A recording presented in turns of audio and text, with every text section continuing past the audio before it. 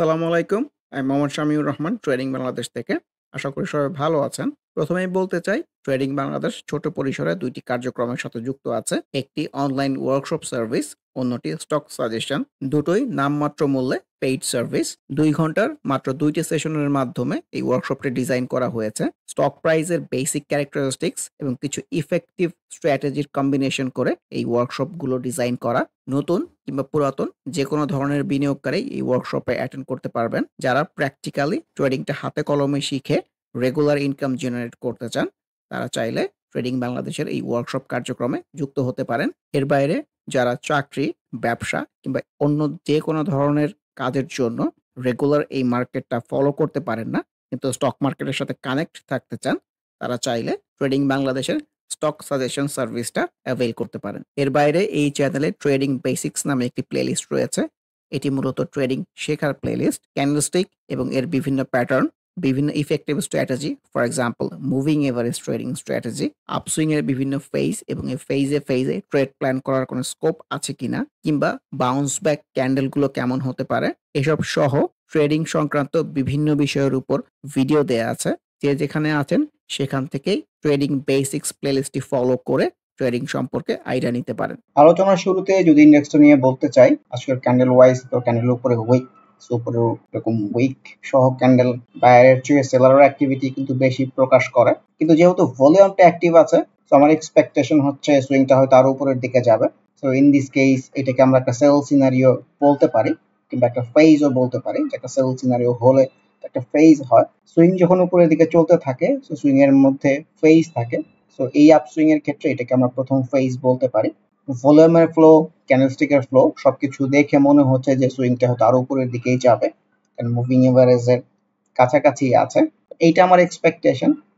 কিন্তু এরকম না হয়ে কিন্তু কালকের থেকেও কারেকশন হয়ে নিচে চলে আসতে পারে, সেটা less likely. So upcoming days vital হবে ভলিউম অ্যাক্টিভ রাখতে পারে কিনা, কিংবা ভলিউমটা বৃদ্ধি পায় কিনা, স্ট্রং গ্রিন ক্যান্ডেল আসে কিনা, এইসব দৃষ্টিকোণ থেকে। যেহেতু ইন্ডেক্সটা উপরের দিকে যাওয়ার চেষ্টা করতেছে, তো অনেক স্টকের মধ্যে আমরা পজিটিভ রিফ্লেকশন পাবো। যেহেতু ইন্ডিভিজুয়াল ক্যান্ডেল ওয়াইজ আজকে সেল সিনারিও টাইপ আসছে, সো অনেক স্টকের মধ্যেও সেল সিনারিও টাইপের রিফ্লেকশন পাবো। সো অ্যাজ এ হোল আমার কাছে মনে হচ্ছে ইন্ডেক্সটা আরো উপরের দিকেই হয়তো যাবে।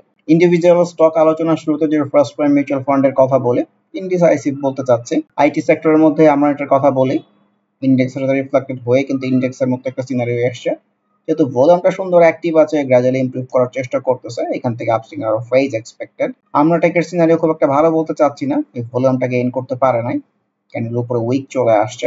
ব্যাংক সেক্টরের মধ্যে এবি ব্যাংকের সিনারিও খুব একটা ভালো মনে হচ্ছে না, ভলিউমটা ডেভেলপ করতে পারে নাই, এই বাউন্স ব্যাকটা ফ্রুটফুল হবে এরকমও মনে হচ্ছে না।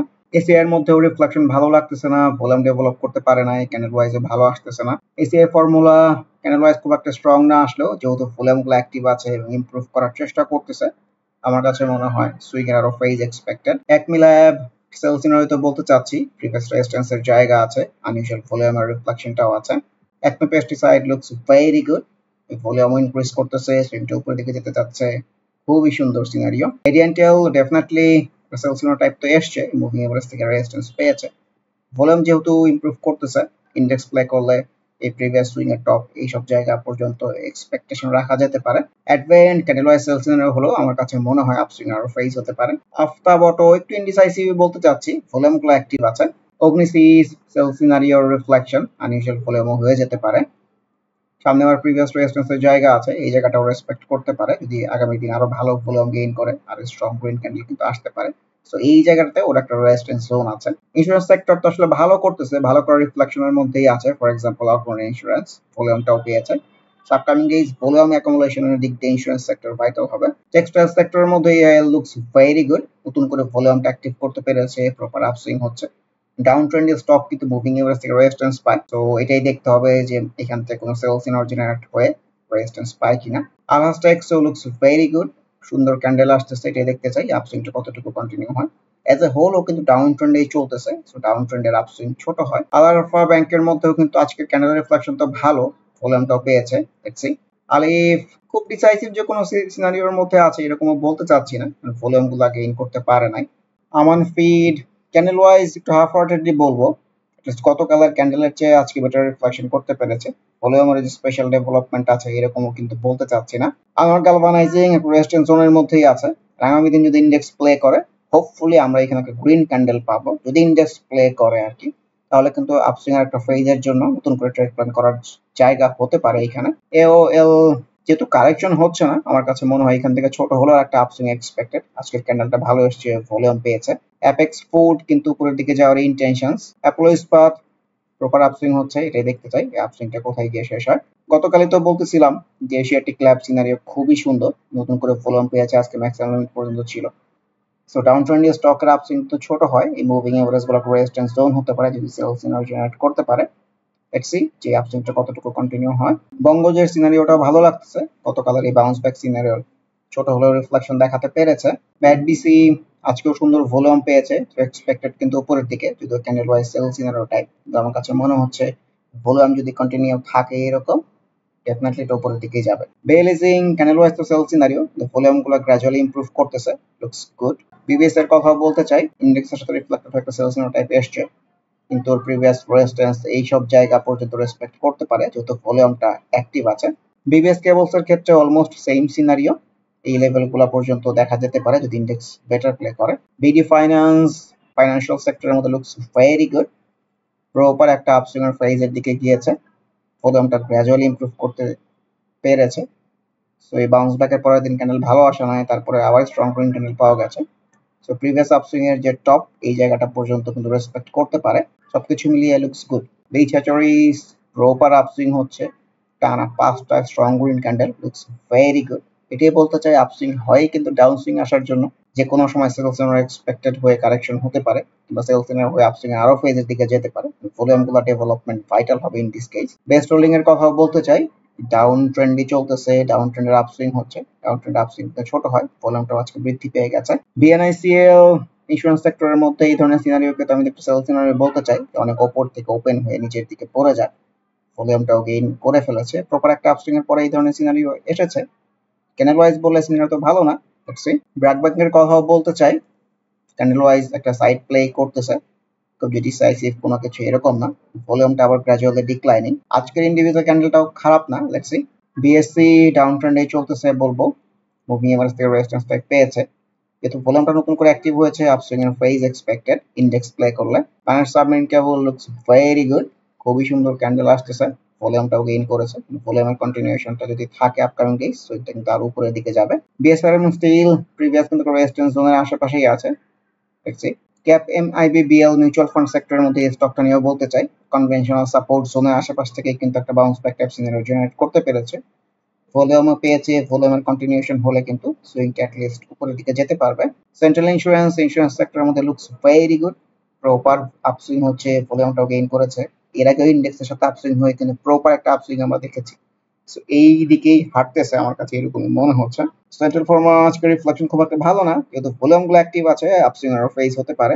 কেপিপিএল অ্যাক্টিভ অবস্থায় আছে, so Central Pharma, BD Thai, OL ভালো করা এক্সপেক্টেড। সিটি ব্যাংক ডাউন ট্রেন্ডের কিংবা ডাউন সুইং এর ফ্লোতেই চলতেছে, কনফিডেন্স ডিমান্ড ডেফিনেটলি তো ক্যান্ডেল ওয়াইজ সেল সিনারিও, একটা আপ সুইং এর পরে সেল সিনারিও টাইপ এসছে, কিন্তু ভলিউম গুলো অ্যাক্টিভ আছে, সুইং এরও ফেস হতে পারে এখান থেকে। Continental insurance looks very good.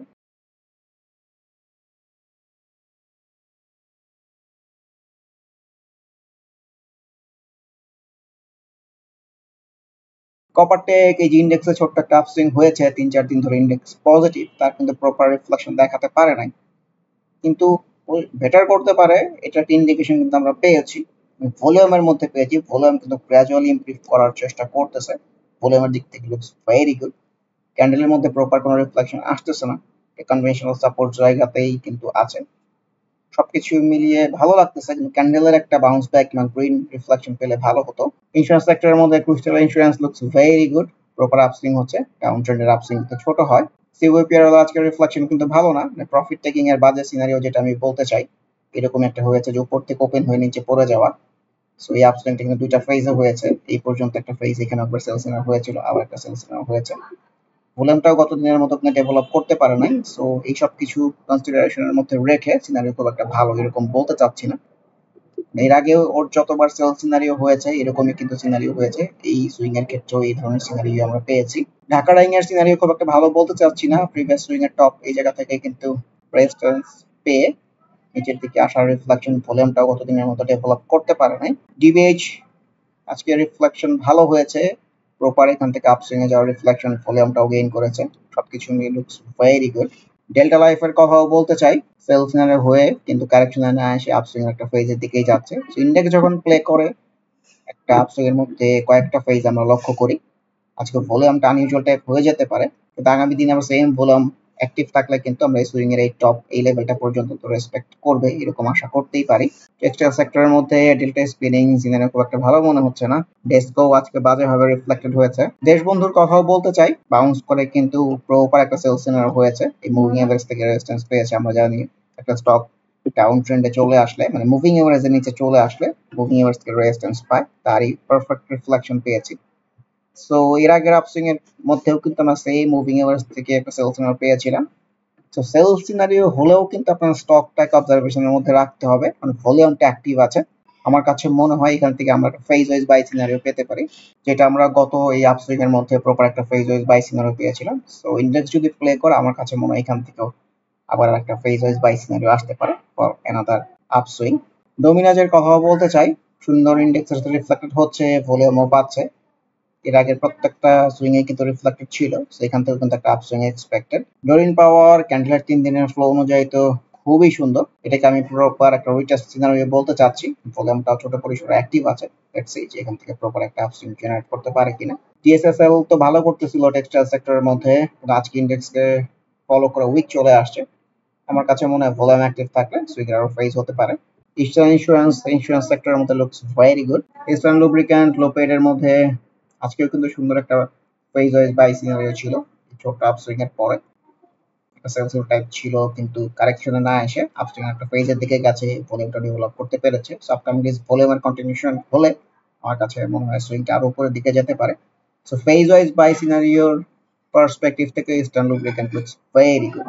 ইজেন আইটি সেক্টরের মধ্যে looks very good, green candle আসতেছে। এর আগেও কিন্তু আমরা মুভিং এভারেজ থেকে রেজিস্ট্যান্স পেতে দেখেছি, সো এখানেও এরকম কোনো সিনারিও জেনারেট হয় কিনা এটাই অবজারভেশনের বিষয়।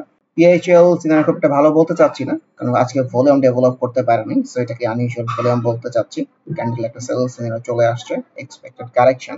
ইএল ইন্স্যুরেন্স সেক্টরের মধ্যে একটা রেজিস্ট্যান্স জোনের মধ্যে ঘুরপাক খাচ্ছে, ভলিউমটা বৃদ্ধি পেয়েছে, খুবই পজিটিভ বিষয়। এর আগে প্রপার একটা আপসুইং ছিল, সো এই লেভেলটা ক্রস করতে পারলে কিন্তু আবার আপসুইং এক্সপেক্টেড। এমারাল্ড ওয়েল সেল সিনারি বলতে চাচ্ছি, অনভয়েটেক্স প্রপার আপসুইং হচ্ছে, আজকে আবার হিউজ ভলিউম গেইন করে ফেলেছে, সো এটা কানেকশন ভলিউম বলতে চাই। ক্যান্ডেলের উপরে উইক আছে, সো একটা সেল সিনারিও এক্সপেক্টেড। ইপিজিএল ক্যান্ডেলের ফ্লো অনুযায়ী লুকস ভেরি গুড। এসকোয়ারেন্ট প্রিভিয়াস সুইং এর টপের resistance, unusual volume, sell scenario reflection. ETL এর মধ্যেও খুব একটা ভালো সিনারিও, আজকের দিনের প্রেক্ষাপটে বলতে চাচ্ছি না। প্রিভিয়াস সুইং এর টপটা যেহেতু আরেকটু উপরের দিকে আছে, ভলিউমটা অ্যাক্টিভ করতে পেরেছে, সবার কাছে মনে হয় এই লেভেলগুলো পর্যন্ত রেসপেক্ট করতে পারে। পিডিএল এর মধ্যেও সেম সিনারিও হতে পারে। First life looks very good, previous swing এর রেজিস্ট্যান্সটা কিন্তু ব্রেক করতে পেরেছে। আগামী দিন যদি ভলিউম ডেভেলপ করতে পারে আমার কাছে মনে হয় সুইংটা কিন্তু আরো উপরের দিকে যেতে পারবে। ফেডারেল ইন্স্যুরেন্স সেক্টরের মধ্যে লুকস ভেরি গুড, ভলিউমটাও সুন্দর ডেভেলপ করতে পারছে। কয়েক ডিল ছোট্ট একটা আপসুইং এর পরে যদিও সেল সিনারিও, ভলিউম অ্যাক্টিভ থাকলে ইন্ডেক্স প্লে করলে টেক্সটাইল সেক্টর ভালো করলে আপসুইং এর ফেজ হতে পারে। Fortune looks very good, proper downswing এর পর থেকে আপসুইং হচ্ছে, আজকে কিন্তু ভলিউমটা পেয়েছে। সো এর আগে যেসব জায়গায় ও রেজিস্ট্যান্স পেয়েছে, এখানে আমি একটা ট্রেন্ড লাইন ড্র করে রেখেছি, সো এই লেভেলটাতে কিন্তু ওর একটা রেজিস্ট্যান্সের জায়গা আছে, এখানেও রেজিস্ট্যান্স পেয়েছে, এখানেও রেজিস্ট্যান্স পেয়েছে। এক্সপেক্টেড তো এই লেভেলগুলোতে একটা রেজিস্ট্যান্স ফেস করতে পারে, যেহেতু আজকে বেশি ভলিউম ডেভেলপ করে ফেলেছে, সো ভলিউমের কন্টিনিউশনটাও ভাইটাল হবে। লেটস সি, না হলে কিন্তু এটা আনইউজুয়াল ভলিউম হয়ে সেল সিনারি চলে আসতে পারে।